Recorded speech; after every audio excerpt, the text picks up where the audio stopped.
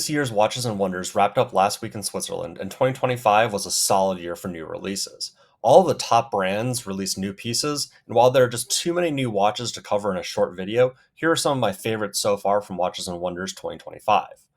Tudor has been releasing absolute bangers since it released the Black Bay Chrono in Inter Miami Pink and Flamingo Blue over the past 2 years, but there was an all new, all burgundy Black Bay 58 that stole the show this year. While the case and overall design ethos of the Black Bay has not changed at all, Tudor released this new sunburst dial version with a bright burgundy dial and matching bezel that's just fantastic. Paired with the new 5-link bracelet for a polished look with the new quick adjustment clasp, Tudor's consistently producing great pieces that are very popular with a lot of watch enthusiasts. Nomos released a brand new world time caliber paired with the brightly colored dial options that are just insane. My favorites are this magma version and this glacier hue with a pop of red and brown in the 24-hour indicator. Ever consistent with the company's focus on wearability and minimalism, the watch is 40 millimeters in diameter and just 9.9 millimeters thick, making this one of the thinnest world timers on the market.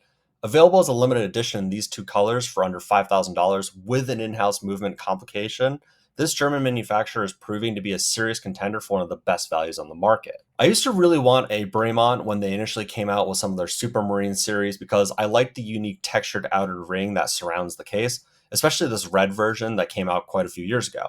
After last year's rebranding fiasco, which saw Bremont temporarily abandon some of its signature aviation themes, I wasn't sure which direction Bremont would take, but I was pleasantly surprised by this year's new releases from the British manufacturer, including the new Altitude series.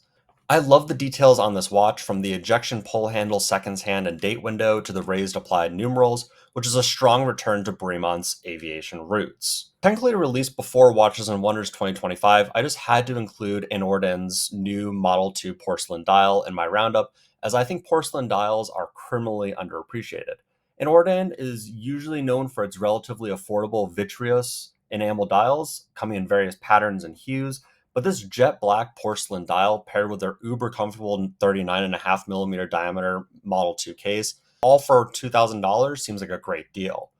Of course, no recap would be complete without discussing the releases from powerhouse brands such as Rolex, Cartier, and Moser. Rolex introduced the Land Dweller with a new case design, integrated bracelet, and perhaps most importantly, the new 7135 caliber. Cartier brought back to life a jump hour tank called the Tank à Guichet from the late 1920s, which includes an incredibly simple yet elegant way to view the time.